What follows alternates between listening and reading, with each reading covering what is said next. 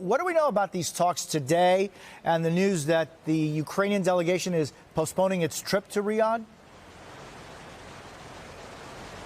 Well, Jose, I think the fact that President Zelensky isn't coming here, we thought tomorrow, is an indication. I mean, he was racing to get here. It's an indication that the pace of things has been slowed a little by this meeting today. Two really, I think, big headlines from what happened today. On the one hand, we aren't about to see a summit between President Trump and President Putin in the coming week or two. That's not going to be, they're not going to hurtle towards that. There's going to be more preparation before something like that happens, more negotiation. On the other hand, that's not to underestimate the really tectonic shift that we're seeing here, because remember that the West, that's Europe and the United States and American allies, had held a very united front, not completely, but very united front, isolating Russia. That is now different. What we saw today was the first formal talks between US senior officials and their Kremlin counterparts since Russia's illegal invasion of Ukraine, breaking through that isolation, and a bunch of proposals, including restoring missions, talking even about geopolitics and economics, some kind of cooperation around that. That's a really, really big shift. Yeah, and Kieran, this morning the Trump administration confirmed that American Caleb Byers is released from Russia. What do we know about that? That's right. So he is an American citizen who was just very recently arrested for carrying a small amount of drugs, very small. Now, he was released very quickly before these talks, and the Kremlin saying today that was, something that they deliberately did in the build-up to these talks. So there's clearly been a view from the Kremlin that they would want to try to set a positive tone. And I've got to tell you, right now, Russian television is showing pictures of the two delegations smiling, kind of cordial appearing. Foreign Minister Lavrov saying in a news conference that the relationship between Russia and the US need to be improved, saying that's what we did today, and I would say, frankly, not without success. So the Russian delegation appeared to be, frankly, pleased, if not delighted, with what happened here in Riyadh. Of course, that may not be the case for the Ukrainians, and certainly not for the Europeans. And so, Keir, in those images of the two sides, along with the foreign minister, I should say, of Saudi Arabia, do we know what now is next for these delegations? Now that, there's no Ukrainian representation there in any fashion going forward, do we know how long these Riyadh meetings are going to continue? Look, I mean, this was a hastily put together meeting. It's a work in progress. You really get that impression. That being said, they have talked about setting up two high-level working groups. President Zelensky now saying he's going to come here to Saudi Arabia in March. And I will say one other thing, and I think it's important to note, Jose, President Trump's envoy for Russia and Ukraine, General Keith Kellogg, in a briefing overnight, saying that he plans to spend 3 days in Ukraine this week. He plans to go back multiple times, that he will brief President Trump on the view from Ukraine. So something like a pause, perhaps an opportunity for the Europeans to have their say, to have some influence. But, and this is a big caveat, we haven't heard from President Trump yet. And of course, President Trump is the one who decides U.S. foreign policy. Keir Simmons in Riyadh, thank you very much. Appreciate it.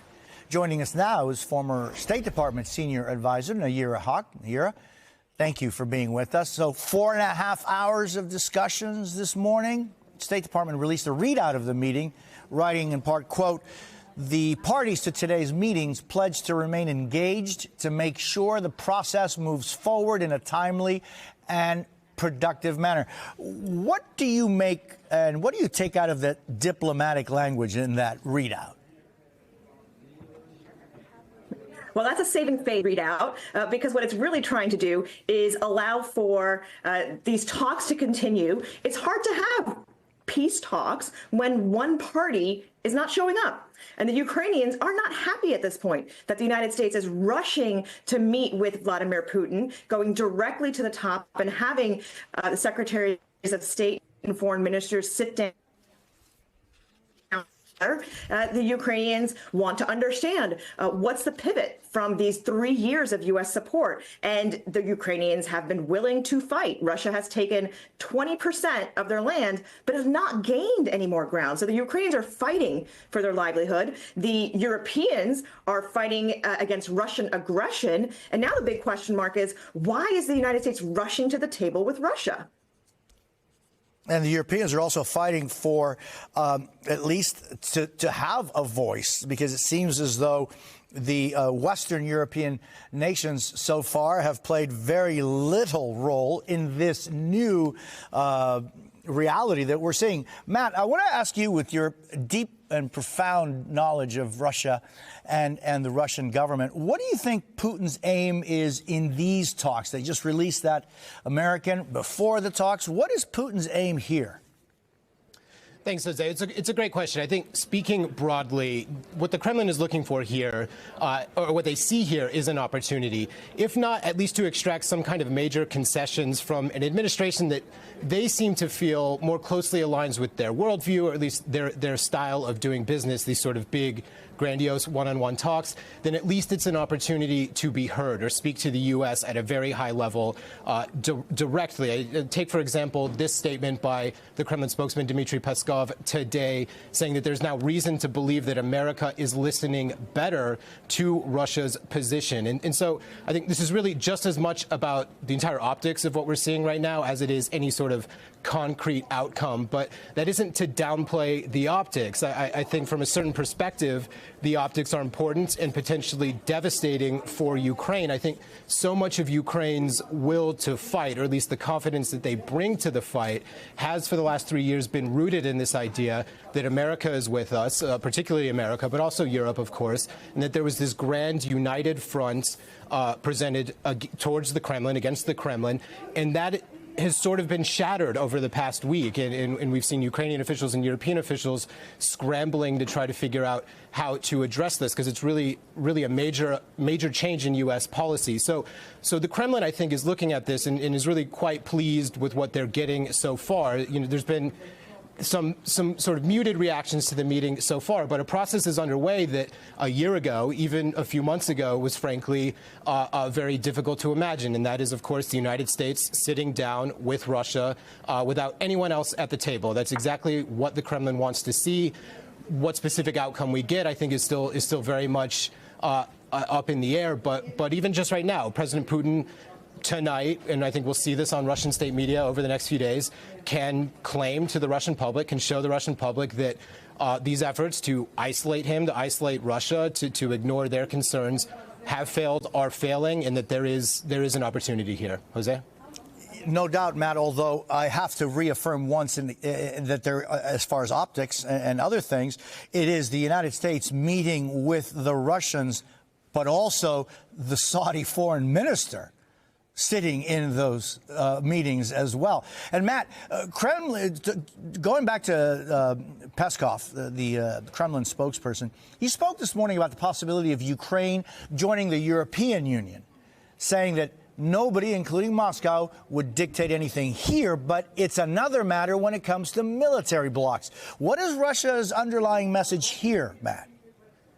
It's an interesting statement, because so much of the European Union membership overlaps with NATO. I think it just goes to show, again, this long-standing fixation by Russian policymakers on NATO, on the idea of NATO and Ukraine potentially being in NATO. It also sort of represents potentially an expansion of the Kremlin's demands of Ukraine, of NATO. You know, for the most part, what we know of Russia's negotiating position at this time is it looks almost exactly as it did the day before the war, back when Russia was issuing essentially an ultimatum for the West to back off, to disband NATO in Eastern Europe and essentially demobilize and get away from Russia and let Ukraine essentially stands unprotected. So it's an interesting distinction. It's not necessarily one that I've seen before from them, but it's hard to know what to make of it, Jose.